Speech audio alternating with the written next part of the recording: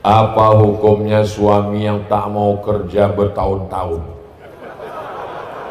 berharap istri yang bekerja untuk menafkahi keluarga?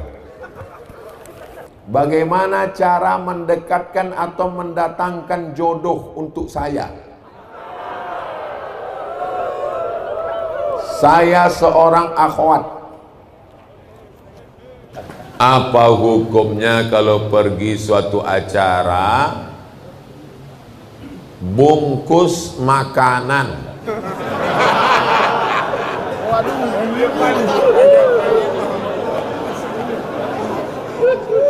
Saya pergi acara, lalu kemudian dibungkuskan tuan rumah makanan halal.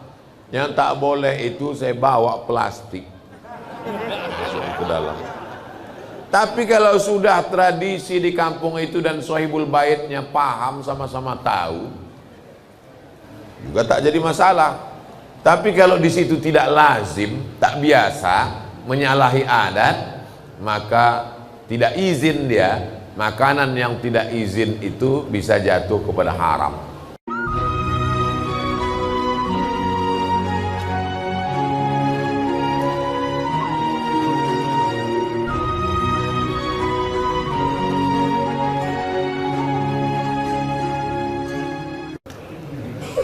Sejak kecil saya ditinggal ibu saya, sebab orang tua saya berpisah. Ayah saya tidak menafkahi kami hingga saya dewasa. Ayah saya mempunyai hutang piutang yang uangnya murni dia gunakan sendiri. Apakah saya memiliki kewajiban melunasi hutang tersebut? Saya juga bercita-cita menikah, Ustadz, tapi beliau tak meridhoi.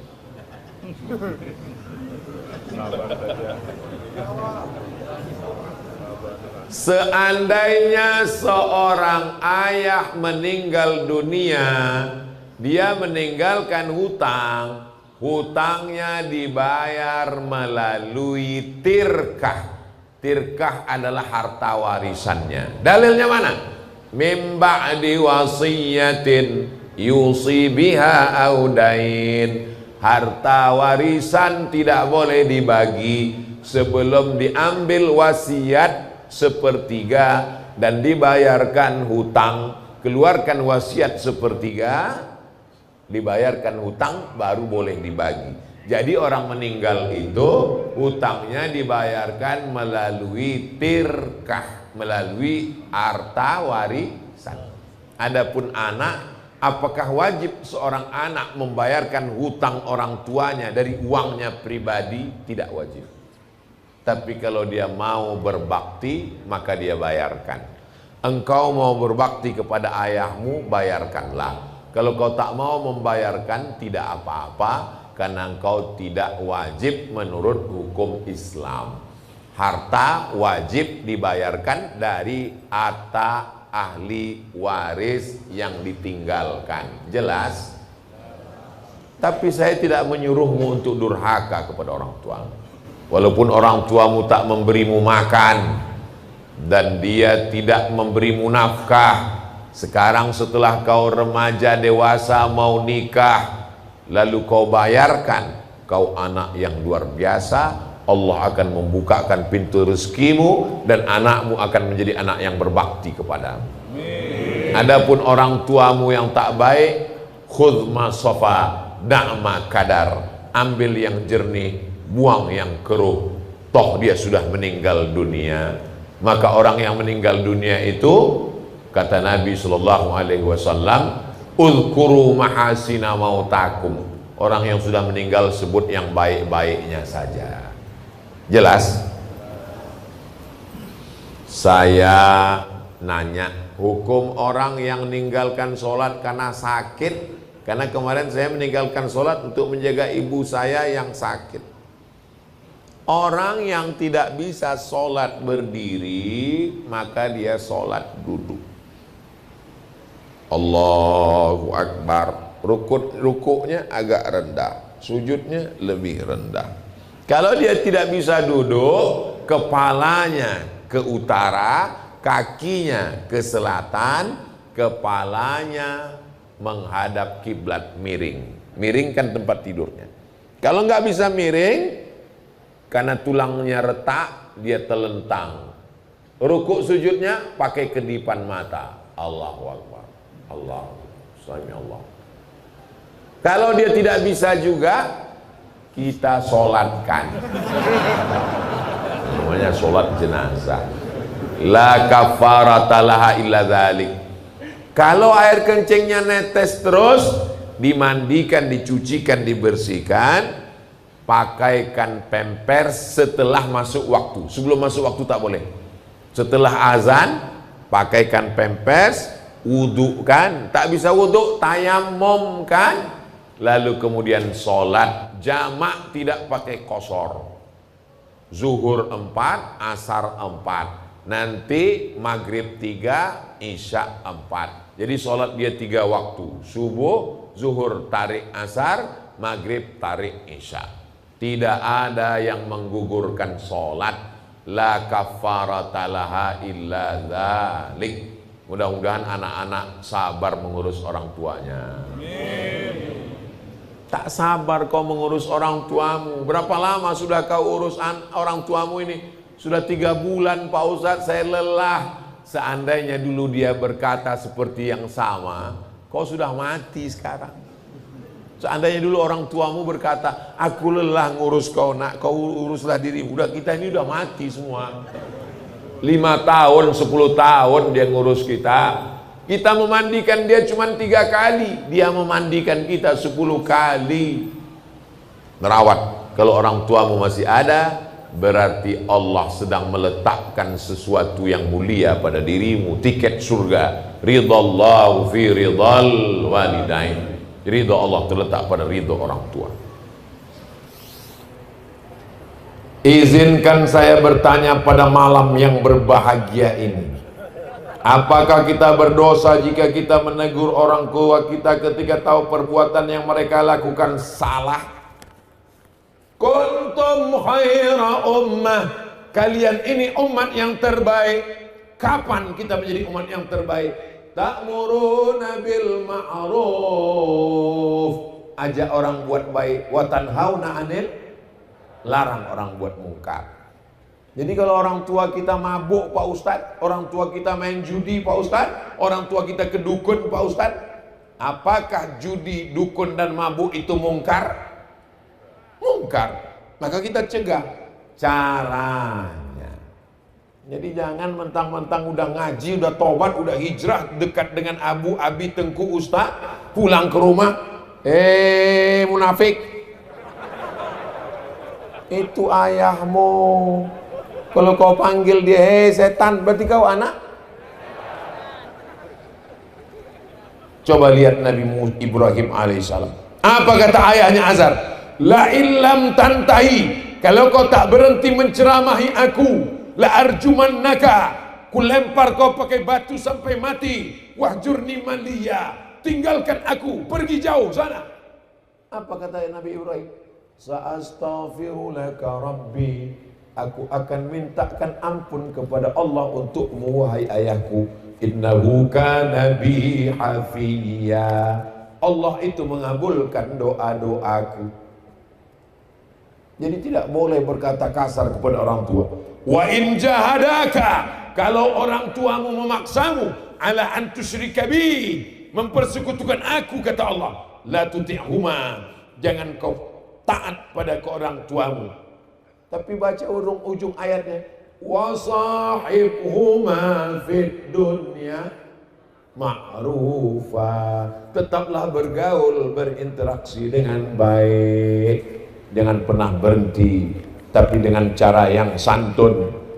Ud'u ila sabil rabbik, ajak kedua orang tuamu ke jalan Allah bil hikmah, dengan kata-kata yang santun, wal mau'izatil hasanah, dengan suri tauladan yang baik.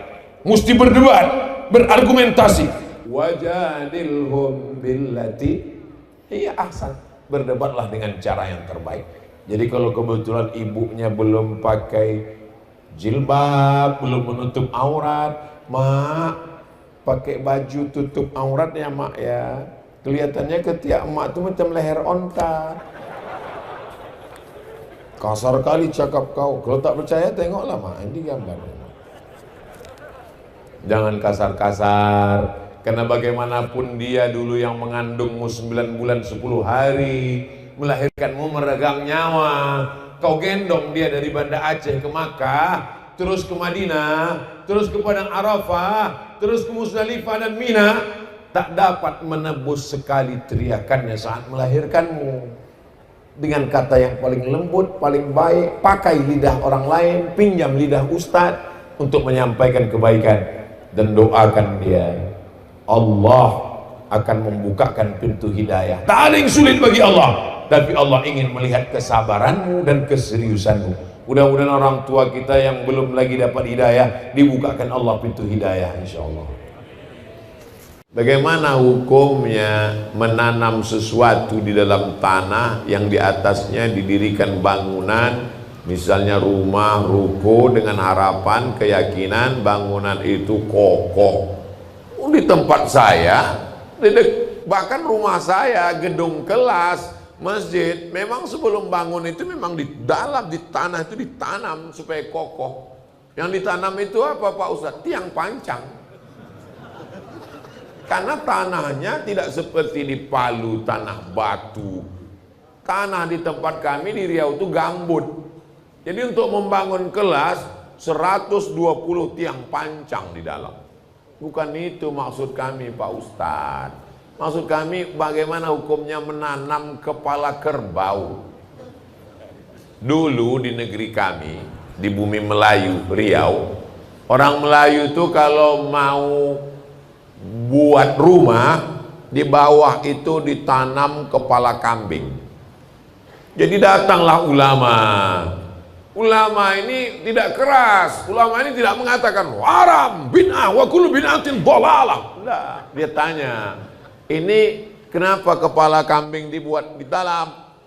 Ini untuk menjamu jembalang tanah, supaya enggak ngamuk dikasih kepala kambing. Kata tuan guru, darahnya aja, karena tidak boleh makan darah. Darah itu kan najis, haram. Darahnya aja. Terus kepala kambingnya tuan guru, kepala kambingnya antarkan ke rumah. Itulah asal muasal kalau kenduri, selamatan, tahlilan di mana-mana, kepala kambing pasti dikasih ke tuan guru. Itu asal muasalnya, asbabun nuzulnya. Darahnya masuk ke lubang tanah, kepala kambingnya dimasak, digulai, dikasih ke tuan guru. Dimakan tuan guru yang sekarang, begitu dimakan berkunang-kunang. Dikatakan jembalang tanahnya ngamuk, padahal kolesterol naik.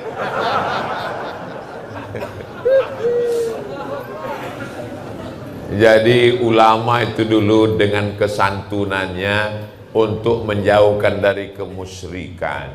Jadi menanamkan kepala kambing, kepala kerbau ke dalam tanah itu di mana-mana di kampung halaman kami. Tapi kemudian ulama dengan kesantunannya merubah, darahnya yang masuk ke dalam, lalu kepalanya tidak lagi. Di Mesir itu luar biasa Bapak Ibu. Dikirimlah sahabat Nabi ke Mesir, namanya Amr bin As. Jadi gubernur pertama Mesir. Tradisi orang Mesir bukan memasukkan kepala kerbau, menghanyutkan anak gadis ke sungai Nil. Jadi ternyata jin di Mesir itu lebih keren. Seleranya nggak kepala kambing, anak gadis guys. Anak gadis dikasih perhiasan cantik-cantik, dihanyutkan ke sungai Nil. Amr bin As marah. Kenapa kalian menghanyutkan anak gadis ke sungai Nil? Ini sungai Nil kalau tidak dihanyutkan anak gadis, nanti sungai Nil kering. Kalau kering gandum tidak tumbuh. Nanti kita akan mati kelaparan. Amr bin As kirim surat. Dikirimlah surat untuk Khalifah Umar bin Khattab. Wahai Umar bin Khattab, orang Mesir menghanyutkan anak gadis supaya air sungai Nil naik. Tolong berikan solusi. Umar bin Khattab buat surat kecil, balas, masukkan ke dalam amplop, tulis surat besar, hanyutkan sungai air surat ini ke dalam sungai Nil. Amr bin As, gubernur Mesir, penasaran, apa isi amplop ini? Dibukanya, dilihatnya isinya, min Abdillah, dari hamba Allah Umar bin Khattab, ila nahrin Nil, untuk sungai Nil.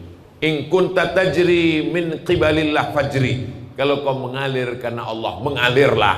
Wa in kunta tajri min qibalis syaitan fala tajri, wa in kunta tajri min qibali nafsika fala tajri, kalau kau mengalir karena dirimu, tak usah kau mengalir sampai hari kiamat. Digulungnya lagi, dimasukkannya ke sungai Nil. Besoknya air sungai Nil naik 16 farsah, 8 meter naik ke atas, dan menghanyutkan anak gadis. Hilang sejak zaman itu, tidak ada lagi, karena jin-jin sungai Nil takut kepada Umar bin Khattab. Allahu Akbar. Kisah ini ada dalam kitab judulnya Al-Bidayah wan Nihayah, ditulis oleh Imam Ibnu Katsir yang menulis tafsir Al-Qur'anil Azim.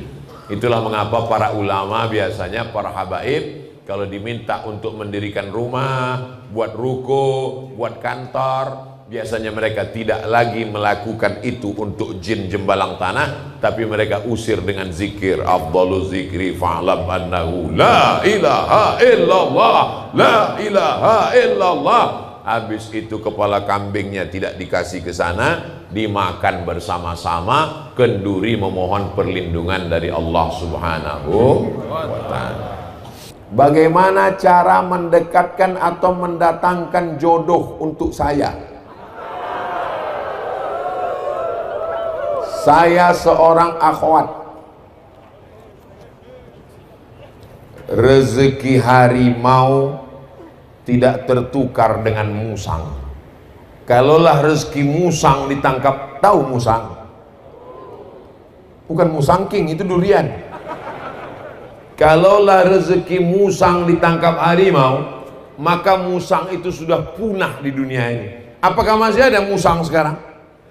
Masih. Kalau musang itu rezekinya diambil harimau, karena harimau lebih cakarnya lebih tajam, karena harimau lebih kuat, lalu dimakannya rezeki musang, maka sudah lama musang itu punah. Namanya musang saurus. Buktinya harimau tetap ada, musang tetap ada. Itu bukti bahwa rezeki sudah dijamin Allah Subhanahu wa ta'ala. Apa kata Imam Al-Hasan Al-Basri? Alimtu anna rizqi la ya'khudhuhu ghairi. Aku tahu rezekiku tak akan mungkin diambil orang. Fatma'anna qalbi, maka hatiku pun menjadi yakin. Rezeki kita tak akan mungkin diambil orang. Rezeki kita mesti kita yang mengambilnya. Kalau kita Ahlus Sunnah wal Jamaah, kita yakin rezeki itu punya kita, dan kita berusaha untuk mengambilnya, insya Allah. Jadi calon suami kalian tak akan mungkin diambil oleh tetangga kalian. Amin. Malu pula orang yang mengambilkan. Jadi tak ada rezeki yang tertukar. Rezeki itu lebih tahu alamat kita daripada kita mengetahui rezeki kita. Begitu yang disebutkan dalam hadis Nabi Muhammad SAW. Tapi jangan gara-gara ini lalu kita menjadi Jabbariyah. Kalau ditanya, gimana? Ada ingin menikah? Serahkan pada Allah. Ini bukan Ahlus Sunnah, ini Ahlul Bid'ah, namanya Jabbariyah. Sedangkan Ahlus Sunnah ada ikhtiar. Di sini ada Ustadz Ketua Ikat, ada alumni Azhar yang baru pulang, ganteng, cerdas, S2, hafal Quran, udah nikah. Ada yang masih lajang, temui Ustadz Tengku Fadil. Tengku Fadil, ada tak stok-stok yang lama pun tak apa-apa.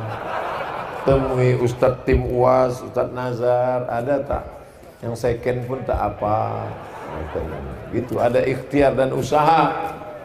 Boleh seorang wali menawarkan adiknya, anak gadisnya, ditawarkan. Besok kau datang ke rumah ya. Ini aku mau jumpakan sama adikku. Datanglah kalian ke rumah abang ini. Habis itu disuruhnya lah adiknya keluar. Keluar dia bawa teh manis. Kau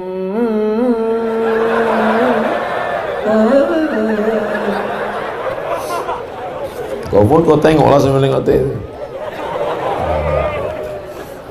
Jadi harus ada usaha dan ikhtiar.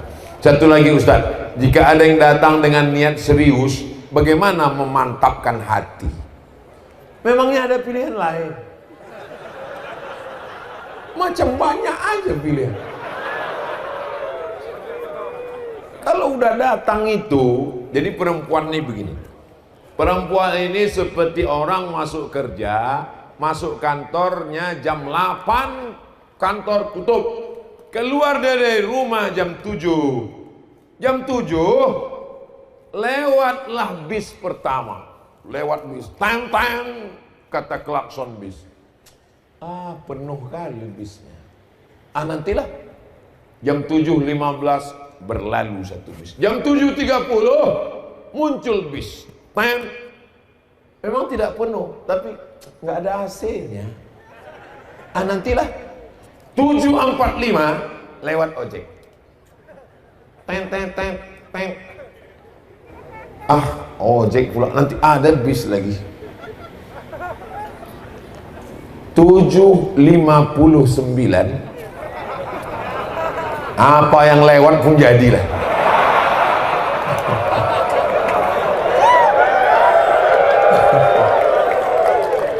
Macam paham aja udah. Jangan banyak pilih, nanti terpilih-pilih, pilih tebu, terpilih bukunya.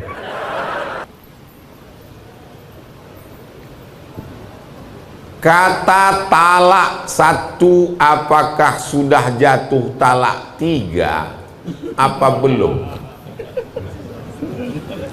Talak 3 bisa jatuh dalam 3 majelis. Di dapur, ku talak kau. Di ruang tamu, ku talak kamu. Di ruang depan, 3. Atau di satu majelis, ku talak engkau sebanyak bintang di langit. Jatuh dia 3. Tapi yang memutuskan perkara itu di Indonesia adalah Bapak Hakim. Maka mesti dilaporkan ke hakim, nanti hakim bersidang dan hakim memutuskan berdasarkan hakim ketua dan hakim anggota memutuskan talak ini adalah 1 atau 2 atau 3. Ustadz tidak berhak. Maka tanyalah kepada Bapak Hakim di PA Pengadilan Agama Kota Palu. Karena kalau ditanya Ustadz nanti bingung sendiri. Tanya Ustadz ini mengatakan kelihatannya jatuh 3. Tanya ini jatuh, bingung saya Pak Ustadz. Bukan hakim yang memutuskan. Apa hukum anak di luar nikah? Apakah anak yang lahir pertama dan kedua itu bukan anak saya Pak Ustadz? Dalam mazhab Syafi'i, Masya Allah, jazakumullah, jazakumullah. Ternyata di Masjid Nurul Huda itu kalau udah habis waktu dia mati sendiri. Tadi udah habis. Ini waktu baru. Bisa mic itu di setel otomatis. Biasa. Jadi sebetulnya ini waktu tambahan. Nah, sampai mana tadi ceritanya? Dalam mazhab Syafi'i, perempuan yang hamil nikahnya sah. Makanya tidak pernah Pak Kua nanya sudah berapa bulan. Yang nanya sudah berapa bulan itu dokter. Pak Kua dia nggak urus itu, lengkap rukun syarat dia nikahkan. Maka jangan salahkan Pak Kua. Karena hukum Islam Indonesia ahwal syakhsiahnya pakai mazhab Syafi'i. Yang jadi masalah setelah anak lahir 4 efeknya kalau menikahkan orang yang hamil. Yang pertama, anak itu tidak bisa pakai bin bapaknya. Lalu pakai bin siapa? Ya bin Abdillah, bin hamba Allah. Asal jangan bin Abdul Somad lah. Yang kedua, kalau anak itu ternyata lahir laki-laki, nanti anak laki-laki ini tidak bisa jadi wali untuk adiknya. Kalau adiknya nanti kedua, ketiga perempuan. karena mereka tidak dianggap saudara seayah, mereka dianggap saudara seibu tidak bisa jadi wali. Yang ketiga, kalau ternyata anak ini lahir perempuan, anak ini tidak bisa diwalikan oleh si bapak. Ini sudah dibawa ke Singapura Pak Ustadz, ini DNA-nya sama, DNA nggak laku. Karena dalam Islam yang diakui itu akad, bukan DNA. Dia sudah ada sebelum akad. Yang diakui itu setelah akad. Nggak paham saya Pak Ustadz. Kertas tidak diakui kalau dicoblos sebelum hari H. Jelas? Yang keempat, kalau meninggal si bapak, si anak tak dapat harta warisan. Kalau meninggal si anak, si bapak tak dapat harta warisan karena mereka tak ada hubungan nasab. Pekerjaan saya saat ini driver ojol. Saya pernah dapat orderan membeli babi, yang dimana saya tak tahu karena pembeli dan penjualnya nggak bicara. Jadi pertanyaan, Innallaha tajawaza an ummati, Allah mengampunkan umatku ma akhta'a wa nasya, kalau dia tak tahu, tersalah dan lupa. Tolong antarkan ini ya mas. Kita antar aja. Kita tak tahu bahwa di dalam itu babi, dan kita nggak tanya-tanya. Pak, kalau boleh tanya, ini babi atau anjing ya? Tahu kita, dia kasih bungkus plastik, kita bawa aja. Karena tugas kita. Tapi kalau kita udah tahu pasti, maka jangan kita pilih-pilih. Karena harta ini yang kita cari barokahnya. Anak kita ajarkan makan, Allahumma barik lana. Innallaha naha an samanil kalbi wa mahril baghi wa hulwanil kahin. Allah melarang samanil kalbi, hasil anjing, wa mahril baghi, hasil prostitusi, wa hulwanil kahin, hasil perdukunan. Tapi dalam hadis itu anjing Pak Ustaz, anjing aja nggak boleh, apalagi babi. Macam-macam kertasnya ada kartu nama. Apakah boleh bagi kita untuk mengulang hafalan Quran ketika sedang dalam keadaan haid bagi perempuan Pak Ustadz? Mazhab yang paling tua Imam Hanafi, tidak boleh perempuan dalam keadaan haid membaca Quran, memegang Quran, membawa Quran. Mazhab Maliki tidak boleh, mazhab Syafi'i tidak boleh, mazhab Hambali tidak boleh, tapi ada pengecualian. Mazhab Maliki boleh perempuan yang sedang uzur haid mengulang hafalan an zahri qalbin, dalam hati. Jadi nanti kalau bapak lihat ada ibu-ibu diam aja, itu sedang ngulang hafalan, diam aja. Tanya dulu, ibu hafal Quran? Enggak. Itu berarti sedang memikirkan tagihan. Mazhab Hambali boleh, catatan guru yang sedang mengajar Quran, ustazah sedang ngajar, maka dia boleh baca tapi putus-putus. Ya ayyuhalladzina amanu kutiba alaikumus syiyam kama kutiba alal ladzina min qablikum la'allakum tattaqun. Tak boleh baca sekali lurus. Jadi kesimpulannya dari 4 mazhab boleh membaca 2. Yang pertama, mengulang hafalan dalam hati. Yang kedua, mengajar dengan putus-putus, tidak nyambung. Adapun selain dari itu, tidak boleh baca Quran, tidak boleh pegang Quran, tidak boleh bawa Quran. Ada pula struk dari beli-beli di supermarket. Assalamualaikum Ustadz. Waalaikumsalam. Saya ingin bertanya, bagaimana memberitahu suami untuk tidak merokok lagi?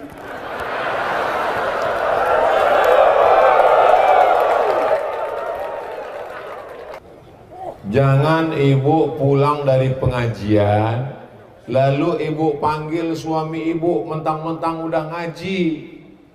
Sini bang, duduk. Ya ayyuhalladzina maroko. Tak bisa, karena ibu tetaplah seorang ibu rumah tangga. Maka ibu pakai lidah orang lain. Pas acara arisan keluarga, ibu bisikkan ke Abu Abi Tengku yang ceramah.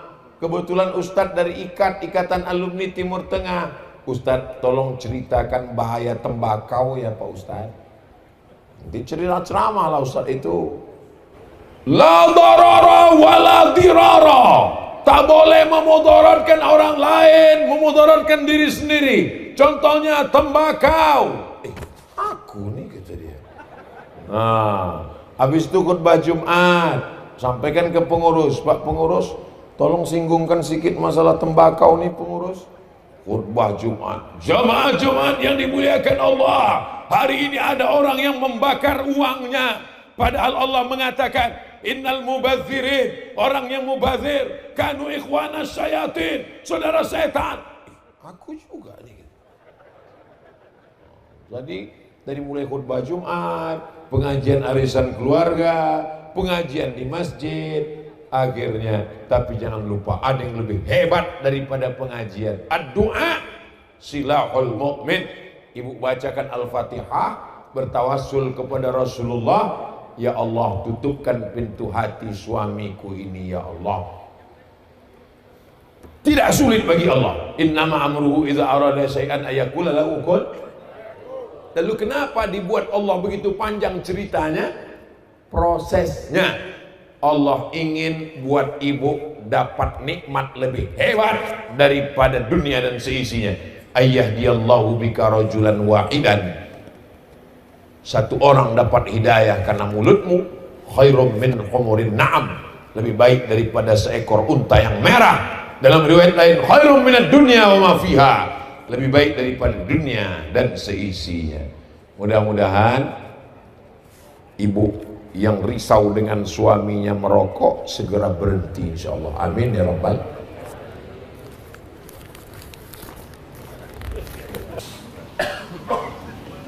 Nama saya Fulan bin Fulan, tidak saya sebutkan nama, menjaga kode etik jurnalistik, imam masjid.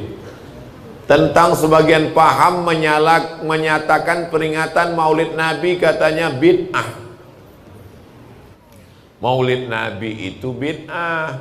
Kalau Maulid Nabi bid'ah berarti panitianya masuk neraka. Jamaah yang datang masuk neraka. Yang paling panas nerakanya yang ceramah.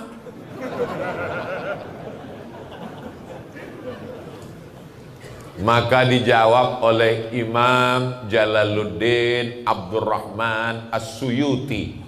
Nama kitabnya Al-Hawi Lil Fatawi. Imam Suyuti meninggal tahun 911 Hijrah. Mudah ngingatnya, 911, emergensi. Pertama, ayat A'udzubillahi minasyaitonir rajim. Wa dzakirhum bi ayyamillah. Ahli tafsir mengatakan, ingatkanlah mereka dengan nikmat Allah. Ingatlah umur kita, ingatlah harta kita, ingatlah anak kita. Itu nikmat Allah. Tapi di antara semua nikmat yang terbesar adalah nikmat lahirnya Nabi Muhammad sallallahu alaihi wasallam. Jadi kalau ada orang buat maulid, itu artinya mengingatkan tentang nikmat yang terbesar. Karena kita tidak pakai Muharram, Safar, Rabiul Awal. Kita pakai Januari, Februari, Maret, April, Mei. Abdul Somad lahirnya bulan Mei. Maybe yes, maybe no. Kalau nggak dibuat di maulid, anak kita nggak tahu. Kami lagi tidur-tiduran di Mesir, di masjid tidur-tiduran. Tiba-tiba datang orang Mesir. Halawa, halawa, halawa, halawa, halawa. Haram alaik ya Syekh. Apa yang jual manisan dalam masjid? Senyum dia. Allahumma sholli ala sayyidina Muhammad. Allahumma sholli. Saya tidak jual manisan. ini hari ini mau Nabi lahir, dagangan saya kasih makan. Begitu cara dia mengenalkan Nabi. Jadi maulid itu sederhana. Pas hari kelahiran Nabi, belikan manisan-manisan, bagikan ke anak-anak. Allahumma sholli ala sayyidina Muhammad, Allahumma sholli ala sayyidina Muhammad. Ada apa om? Ini hari kelahiran Sayyidina Muhammad sallallahu alaihi wasallam. Tiba-tiba ada yang ngetuk pintu rumah kami waktu kami ngontrak di Mesir, dekat dengan rumah Ustadz Munib, dengan dekat rumah Ustadz Lutfi Godal. Assalamualaikum, assalamualaikum. Kami intip dari pintu. Wah, Sohibul Bait datang, berarti kita rumah belum bayar. Gawat kita ini. Buka pintu, dia datang bawa nasi kuning dengan ayam. Ada apa? Ghalat, ini salah kasih nih. Ada min Said, tuan rumah kami namanya Said. Said ngasih makan. Ya ada apa Said tiba-tiba ngasih makanan? Allahumma sholli ala sayyidina Muhammad, Maulidur Rasul. Ternyata maulid itu bukan tabligh akbar rame-rame di masjid. Setiap rumah maulid. Undang Habib datang rumah, baca burda, Maulaya salli wa sallim daiman abada ala habibika khairil khalqi kullihim. Makanya kata Imam Jalaluddin Asyuti, maulid itu isinya 5. Yang pertama baca Quran, yang kedua baca sejarah Nabi, yang ketiga baca doa, yang keempat silaturahim, yang kelima ada makanan. Makanya nanti kabarnya habis ini ada acara sarapan pagi bersama di rumah masing-masing. Jamaah yang dimuliakan Allah. Hah? Kata Ustaz Munib maujud. Supaya orang paham apa itu maulid. 2, baca nanti kitab Al-Hawi lil Fatawi. Pada tanggal 10 Muharram, hari Asyura, kita melaksanakan puasa. Betul? 10 Muharram puasa. Kenapa kita melaksanakan puasa di tanggal 10 Muharram?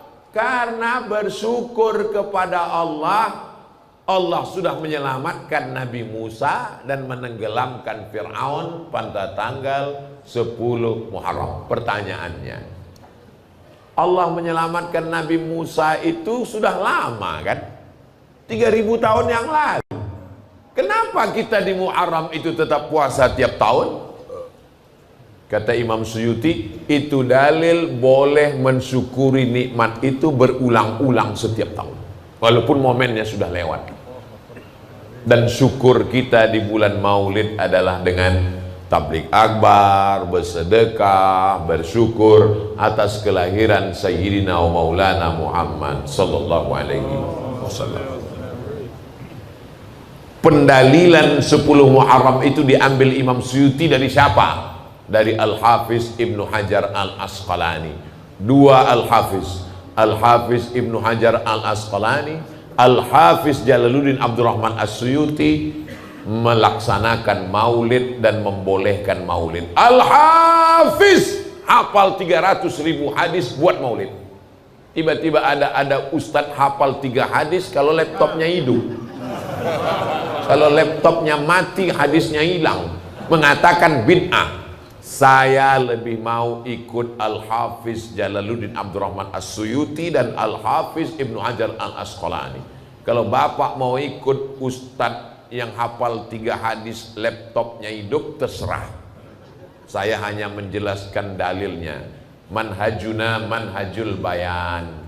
Metode kami hanya menjelaskan dalil. Yang mau ikut alhamdulillah, yang nggak mau ikut ya terserah. Berikutnya, ketika orang melaksanakan maulid itu adalah ekspresi kecintaannya. Maka kata Sayyid Muhammad bin Alawi bin Abbas Al-Hasani Al-Maliki, ahli hadis dari Makkah, doktor dari Al-Azhar, profesor, mengajar di Masjidil Haram. Apa kata beliau?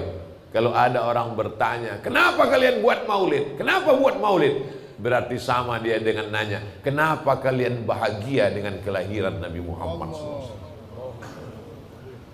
Apakah perlu ditanya, kenapa kau bahagia anakmu lahir? Kenapa kau bahagia kelahiran Nabi Muhammad? Malam Lailatul Qadar mulia, Idul Fitri mulia, baca Quran mulia, tapi semua kemuliaan itu tidak ada kalau tidak ada kelahiran Nabi Muhammad sallallahu alaihi wasallam. Al-Hafiz Al-Maqdisi, ahli hadis, bersyair, idza 6 bait, idza kana hadza kafiran jaa dhammuhu tabbat yadahu fil jahimi mukhlida ata annahu fi kulli yaumil itsnaini abada yukhaffaf anhu al-'adzabu masruran bi ahmada fa kaifa billadzi tula umrihi bi ahmada masruran wa mata muwahhida. Kalau Abu Lahab saja yang dijamin masuk neraka, ringan azabnya setiap hari Senin karena senang menyambut kelahiran Nabi Muhammad, memerdekakan budaknya Suwaibah, apalagi orang yang beriman seumur hidupnya bertauhid dan senang menyambut kelahiran Muhammad sallallahu alaihi wasallam. Jadi siapa yang senang maulid, Abu Lahab itu diringankan azabnya setiap hari Senin. Disebutkan dalam Sahih Bukhari, diriwayatkan dari Abbas bin Abdul Muttalib, Abu Lahab diringankan azabnya setiap hari Senin karena senang menyambut maulid. Jadi kalau ada orang Palu maulid tapi nggak sholat, itu setiap hari Senin azabnya ringan. Dia satu sel dengan Abu Lahab. Kalau ada orang yang nggak senang maulid, lebih parah daripada Abu Lahab. Apa hukumnya suami yang tak mau kerja bertahun-tahun, berharap istri yang bekerja untuk menafkahi keluarga?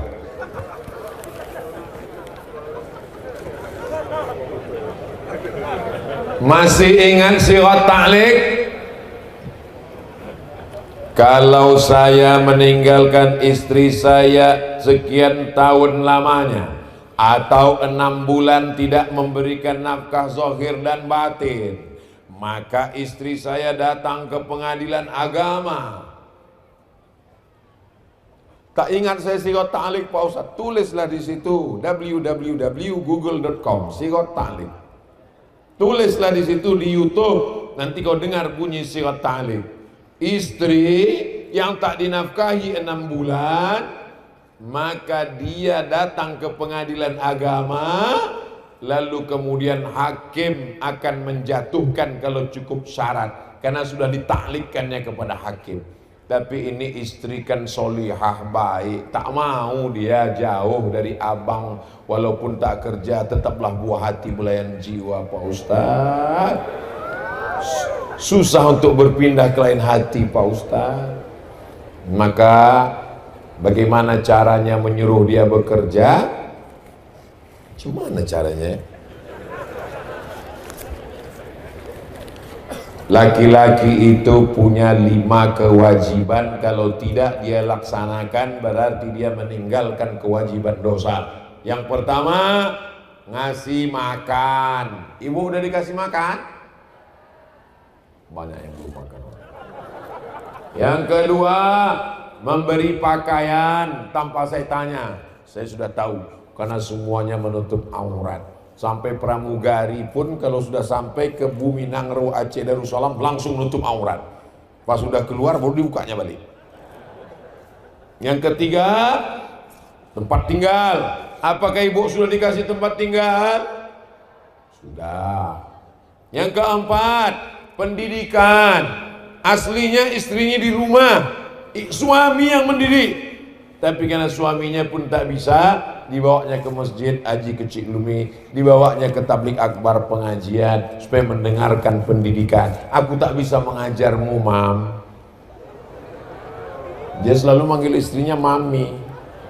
Mami yang ada dalam film Mami Return itu. Aku tak bisa mendidikmu, maka kuawak kau pengajian. Pertama, makan. Kedua, pakaian. Ketiga, tempat tinggal. keempat pendidikan, kelima perhatian. Jadi kalau ada perempuan tidak diberi perhatian, dia akan mencari perhatian suami tetangga. Nah, itulah dia kalau berjalan berbunyi kakinya kerincing, kerincing, kerincing, kerincing. Wajahnya biasa aja, lipstiknya 3 inci. Mencari perhatian orang gara-gara suaminya tak memperhatikannya. Jadi suami, kalian menjadi suami yang baik, berikan 5 ini. Kita ulang. Pertama, makan. Kedua, pakaian. Ketiga, tempat tinggal. Keempat, pendidikan. Kelima, perhatian. Ibu, ini calon-calon suami yang baik. Kalian punya anak gadis, kasih secepatnya ke sini. Setuju? Udah ku iklankan tak juga laku, kalian entahlah. Pulang dari sini cepat sebelum orang ini berubah pikiran.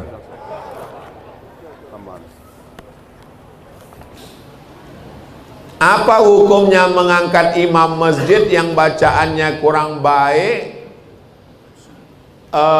dan orangnya ustadz apa gini nasihat? Apa hukumnya imam dan nasihatnya ustadz agar takmir masjid yang jarang ke masjid untuk bisa berjamaah ke masjid? Jadi imam ini mesti ada fit dan proper test. Majelis Ulama Indonesia, Al Khairat, Muhammadiyah, Nahdlatul Ulama difasilitasi untuk mengadakan fit and proper test. Diangkatlah imam-imam membaca Al-Fatihah. Saya nggak malu mendengarkan bacaan Al-Fatihah sampai hari ini. Kalau ketemu dengan Syekh, saya takut bacaan saya itu tak betul karena perubahan maaf gigi. Karena kita ini walaupun bacaan betul, kalau copot dia 1, 2, 3 merubah makharijul huruf, maka lebih bagus imam tetap maju. Termasuk subuh ini, imam tetap maju. Pesan saya di mana-mana, imam yang sudah ada tuh maju, yang bacaannya betul. La solata, 5 tidak sah solat. Liman lam yaqra' bi fatihatil kitab, kalau bacaan fatihahnya tak benar. Jadi yang sudah terjadi apa boleh buat, yang akan datang kita perbaiki insyaallah. Amin. Adapun pengurus masjid, maka sedangkan kita pengurus saja tidak ke masjid, apalagi orang yang tidak. Maka tentang masalah masjid ini tak ada tawar menawar. Tidak dilihat pengurus atau tidak pengurus, pejabat atau tidak pejabat, ustadz atau tidak ustadz. Laki-laki yang soleh sholatnya di masjid, laki-laki yang sholat di rumah, laki-laki solehah. Ke kota Padang membeli tomat, membeli benang ke Bengkulu. Selamat datang Ustadz Somad, semoga senang selama di Palu. Masya Allah, so sweet. Hah? Mesti dibalas? Kalau tuan ke Bengkulu, jangan lupa membeli tomat. Ustadz senang di negeri Palu karena negerinya negeri keramat. Itu aja dibalik-balik. Saya mau nanya Ustadz, apa hukumnya pergi umroh melalui pembiayaan? Bahasa simpelnya umroh ngutang. Apa boleh kita pergi umroh itu ngutang melalui uang pinjaman? Jadi gini, saya mau akikah anak. Saya mau akikah anak, harga kambing 2,5 juta. Uang nggak ada. Lalu saya ngomong ke Ustadz Lutfi, Ustadz Lutfi, kita kan dulu dekat rumah di Mesir. Begitulah muqaddimahnya biasanya gitu. Boleh tak saya pinjam Ustadz 2,5 juta? Saya mau akikah anak. Nanti insya Allah kelapa saya panen bulan depan. Maka kata ulama fikih, utang itu terbagi 2. Yang pertama, mayurja ada uhu. Kalau ada yang diharapkan pembayarnya, boleh. Nanti kalau kelapa ku panen bulan depan, ku bayarkan 2,5 juta, boleh. Yang nggak boleh itu gini, Ustadz Lufi, boleh aku minjam 2,5 juta untuk akikah? Pembayarnya Ustadz, kuserahkan pada Allah Subhanahu wa Ta'ala. Tak boleh. Misalnya bapak pegawai, atau punya speedboat cari ikan, atau punya angkutan, nanti dibayar sekian tahun lunas, boleh. Dan fatwa Majelis Ulama Indonesia membolehkan pembiayaan umroh melalui bank syariah. Ada fatwanya, coba cari di Google, fatwa pembiayaan umroh Dewan Syariah Nasional. Bagi yang mau, yang nggak mau nggak apa-apa, karena umroh dan haji manis tato'a ilaihi sabila bagi yang mampu. Jangan berangkat hanya karena ikut-ikutan tetangga. Ibadah ini kalau mau, kalau tidak mau tidak apa-apa. Apakah berdosa jika tiap pagi sholat subuhnya lambat? Ini nampaknya mau nawar-nawar nih. Mana siapa yang tidur walam yusalli sampai kelewatan tak sholat subuh, balas syaitanu fi udhunih, setan kencing di telinganya. Allah masih sayang, tak nampak tulisannya. Kalau Allah tak sayang, disingkapkan Allah hijab, tertulis ini WC setan. Maka jangan sampai tidak sholat subuh. Jam itu di setel. Di Aceh sholat subuhnya jam berapa? Jam 5. Astel jam 5. Saya alhamdulillah walaupun udah tua, itu jam kalau udah berbunyi pasti saya bangun. Kecuali kalau saya datang pulang lembur pengajian dari luar kota jam 3. Kalau udah jam 3 pulang saya tak tidur lagi. Bagus saya tunggu azan subuh. Karena kalau saya tertidur nanti terlewat sholat subuh. Jadi kalau ada orang Aceh sholat subuh jam 5, pulang dia ke rumah habis nonton bareng jam 4.30. Bismika Allahumma ahya wa amut. Itu bukan tidur, memang sengaja tak mau sholat subuh. Bangun jam 8. Sholat subuh. Heran anak saya itu Pak Ustadz, sejak dengar pengajian Ustadz sholat subuh, sholat duhanya pun berkunut sekarang. Iyalah subuh kesiangan. Karena memang susah bangun walaupun sudah memasang alarm dibangunkan oleh kawannya. Apakah ada solusi atau doa yang bisa diamalkan Pak Ustadz? Tidur cepat, jangan sampai lambat tidur. Tidur cepat, jam 10 tidur. Udah jam lewat 11, insya Allah habis ini pulang terus. Saya sejak Piala Dunia ini nggak bisa tidur cepat Pak Ustadz, karena udah terbiasa malam. Pulang dari sini, kau beli antimo, langsung tidur. Tapi sebiji, jangan sepapan. Seminggu tidurnya. Dan siang jangan tidur siang terlalu lama. Qailulah sebentar, setengah jam, 1 jam. Cepat tidur supaya mudah bangun. Saya kalau tidur jam 12 masih bangun jam 4. Masih bisa. 1, 2, 3, 4. Tapi kalau sudah jam 3 saya pulang, saya tak tidur lagi. Karena kalau tidur payah bangun, tunggu-tunggu aja menulis, membaca, segala macam, mendengar. Itu bangun nanti langsung sholat subuh. Begitu kuncinya. Ini agak panjang sedikit. Tarik napas dulu ya. Saya bekerja di sebuah kantor pemerintahan yang aturan bekerjanya dari pagi sampai sore. Tapi di kantor saya bekerja, kami cuma bekerja dari jam 9 sampai azan zuhur. Ngapain kok sampai sore? Ulang saya lagi ya. Saya bekerja di sebuah kantor pemerintahan yang aturan kerjanya dari pagi sampai sore. Tapi di kantor saya kerjanya cuma dari jam 9 sampai zuhur. Apabila piket baru sampai azan asar. Aturan itu dibuat atas kesepakatan pegawai-pegawai. Sedangkan saya sendiri sebagai pegawai kontrak. Gimana hukumnya saya bekerja di situ Pak Ustadz? Apakah gaji yang saya terima halal atau haram? Pekerjaan itu dua jenisnya. Yang pertama yang dipakai waktunya, yang kedua menyelesaikan tugasnya. Contoh bekerja yang dibayar waktunya. Masuk jam 8, keluar jam 4. Itu yang dibayar adalah waktunya. Jadi kamu masuk itu yang dibayar waktu. Dia melayani orang banyak. Pokoknya dari jam 8 sampai jam 4 dia mesti ada di situ. Karena orang datang akan dia layani orang banyak. Yang kedua, dia bekerja asal selesai tugas habis. Contohnya dosen.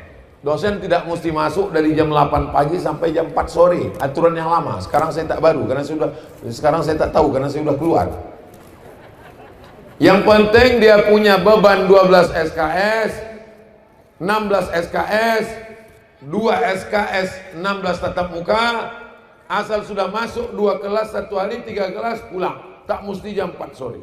Kecuali ada aturan mengantor, kesepakatan. Jadi kalau sudah kesepakatan itu merupakan aturan, maka dia mesti ikuti aturan itu. Kalau tak mau, keluar, buka usaha lain. Kalau tidak, maka dia berarti makan gaji buta, uang Pemda, uang rakyat. Dia akan diminta tanggung jawab di hadapan Allah Subhanahu wa Ta'ala. Maka sebelum masuk kantor itu tanya dulu, sistem kerja di sini ini apakah yang dipakai waktunya atau tugasnya?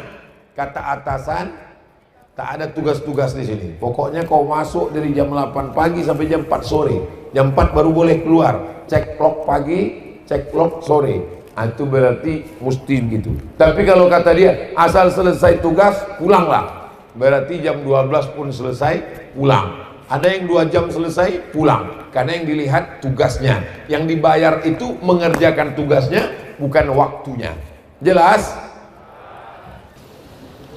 Apakah sistem kredit syariah yang dilakukan oleh bank atau keuangan syariah itu murni syariah?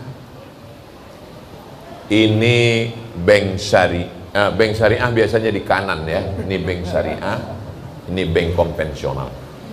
Orang nggak ngerti karena dia nggak tahu detailnya. Dia cuma tahu pinjam bayar lebih, berarti riba. Kalau saya ke bank syariah, assalamualaikum Bapak bank syariah, selamat pagi. Saya mau pinjam uang Pak, berapa?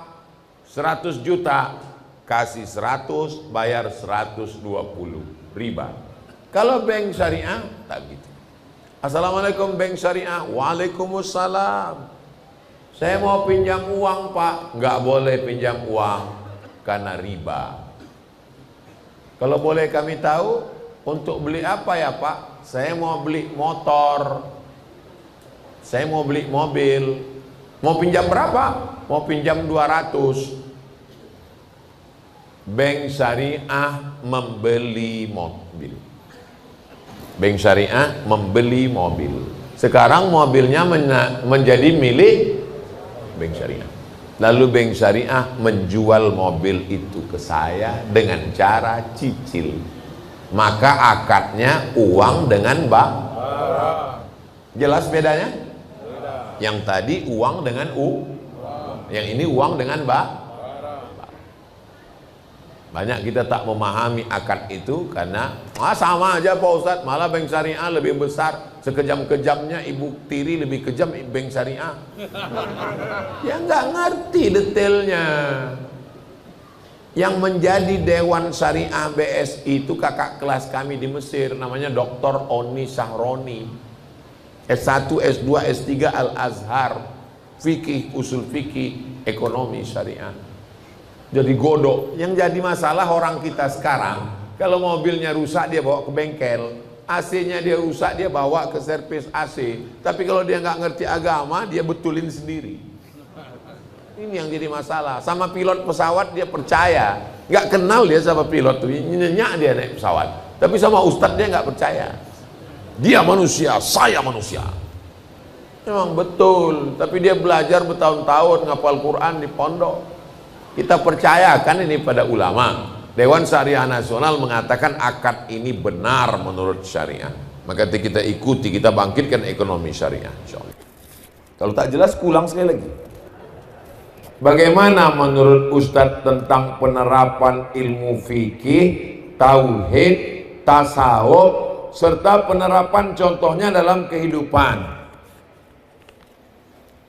Perempuan auratnya semua mesti ditutup kecuali wajah dan telapak tangan. Pertama, akidah. Kedua, fikih. Ketiga, tasawuf atau akhlak. Pertama, akidah. Kedua, fikih. Ketiga, akhlak atau tasawuf. Kenapa disebut tasawuf? Karena diambil dari kata sofa, artinya suci, mensucikan hati dari hasad, dengki, busuk hati, iri, hasad, membersihkan hati, tazkiyatun nafs. Ada ustadz ceramah di masjid, kalau kamu menjalin transaksi hutang piutang, maka bayarlah tepat pada waktunya. Itu pembahasannya tentang akidah, fikih atau akhlak? Tentang fikih, karena terkait tentang hutang piutang, muamalat. Ada ustadz ceramah, Allah itu mengetahui segala perbuatan kita. Walaupun kita berada di dalam toilet, kamar mandi berbuat dosa, sebesar ujung rambut, sebesar ujung pisau, sebesar ujung jarum, sebesar tapak kaki semut yang hitam di tengah malam yang gelap. Ini masalah akidah, fikih atau akhlak? Akidah.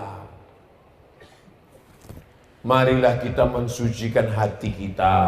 Jangan sampai kita dengki menengok orang. Ada orang rumah baru sakit jantung koroner. Ada orang mobil baru naik darah tinggi. Ada orang bini baru kita langsung mati mendadak. Ini masalah apa? Akhlak. Maka dimanapun ngajinya itu tak keluar dari tiga: akidah, fikih, dan akhlak. Dari mana sumbernya? Dari hadis Jibril, akhbirni anil iman, antashhada alla antu'mina billah wa malaikatihi wa kutubihi wa rusulihi wal yawmil akhir wa bil qadari khairihi wa syarrihi. Akhbirni anil islam, antashhada an la ilaha illallah wa anna muhammadar rasulullah wa tuqimas shalah wa tutiyaz zakah wa tasuma ramadan wa tahujjal baita in istata'ta ilaihi sabila. Akhbirni anil ihsan, anta'budallaha ka'annaka tarahu fa illam takun tarahu fa innahu yaraka. Beribadahlah engkau seakan-akan Allah melihatmu. Kalau kau tidak bisa melihat Allah, maka Allah melihatmu. Itulah penerapan dan konsep tiga: iman, Islam, ihsan, akidah, fikih, dan tasawuf. Apa hukum barang yang ditemukan di laut? Luqatah. Luqatah barang yang jatuh. Likulli saqit laqit. Setiap barang yang jatuh ada yang menemukannya. Nama barangnya luqatah. Orang yang menemukan namanya laqit. Apa hukum barang yang ditemukan ketika bencana seperti banjir? Karena yang saya baca dalam salah satu kitab Matan Takrib, luqatah adalah barang temuan yang ditemukan di jalan, di tanah. Ditemukan di jalan. Dari mana dia? Jatuh. Apa beda orang berjalan di jalan dengan orang di laut naik sampan? Beda transportasi. Di jalan dia naik kuda, naik pedati, naik kendaraan. Di laut dia naik sampan, naik perahu. Sama-sama barang yang jatuh. Maka dia tetap dihitung sebagai barang temuan, diumumkan selama setahun. Kalau setahun tidak ada yang mengaku, berarti itu milik engkau. Kalau selama setahun itu ada, berarti serahkanlah kepada dia. Jadi selama setahun itu doanya, mudah-mudahan tak ada yang mengaku barangnya.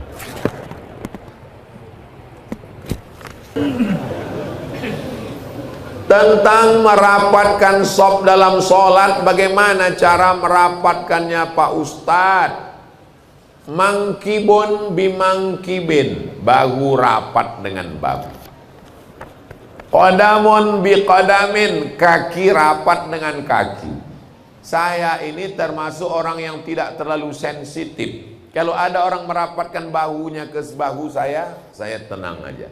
Kalau dirapatkannya kakinya dengan kaki saya pun tidak risau. Tapi tidak semua orang macam saya. Ada orang yang ketika kakinya rapat dia agak risih, geli dia. Maka kalau sekali kita dekatkan dia diam, nggak apa-apa. Kalau sekali kita dekatkan dia menggeser, jangan kita rapatkan lagi.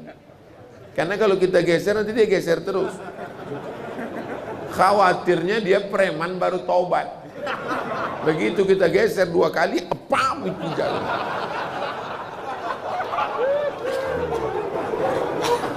Jadi kita agak-agak aja, sudah kita rapatkan diam-diam. Saya termasuk yang tak terlalu sensitif. Kalau digesernya kaki saya, cuman kadang pas sedang sholat digerak-gerakkannya pula.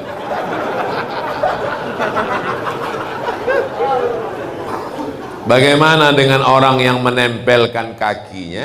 Ada dalilnya, yulziku, menempelkan. Tapi bukan Nabi menyuruh. Nabi nggak ada nyuruh. Sahabat itu wa kana ahaduna yulziku, salah seorang di antara kami menempelkan, artinya dia nyaman. Kalau tak nyaman buat agak-agak dekat saja. Nah, ini tentang masalah lurus. Imam tidak mengangkat takbiratul ihram sebelum lurus. Biasanya dia tengok ke belakang. Sawus sufuf fa inna tasbiyatus shaf min tamamis shalah. Luruskan, itu belum penuh Pak, luruskan Pak. Ini kaki rapat. Allahu Akbar. Jadi waktu dulu jadi mahasiswa, imam ini kebetulan dari mahasiswa Libya. Nah, dia kalau jadi imam dia orangnya selektif, dia jalan ke belakang, menengok kaki. Anak Afrika ini nggak sabar. Begitu imam dia tengok kosong, maju dia ke depan. Allahu Akbar. Nah, itu imam kena kudeta. Jadi nggak perlu terlalu gitu, cukup katanya luruskan shaf. Belum pernah saya sholat di masjid tiba-tiba imamnya ngomong gini, makmum, saya sudah tahu kalian semua udah ngerti tentang shaf kan? Nah, saya nggak usah nyuruh lagi ya. Kita tidak bosan mengingatkan. Sawus sufuf fa inna taswiyatus shaf min tamamis shalah. Lain padang, lain belalang, lain lubuk, lain ikannya, lain imam, lain caranya. Pengalaman saya ceramah di masjid-masjid, saya temui ada 3. Imam yang pertama, luruskan shaf, angkat kaki celana. Ada imam satu lagi, luruskan shaf, simpan batu cincin. Waktu zaman batu dulu. Ada saya ketemu. Selesai sholat saya tanya, kenapa Bapak bilang simpan batu? Karena banyak yang sholat ini matanya nengok batu aja Pak Ustaz. Saya bukan nyindir orang pakai batu, saya pun pakai cincin.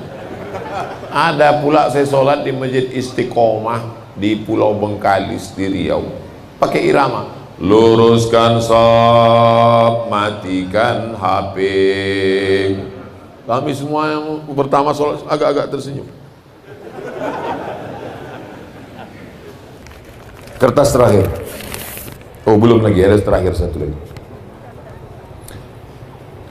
Kita yang selalu pasrah akan cobaan dan ujian selalu ikhlas, tapi ujian dan ujian selalu datang silih berganti.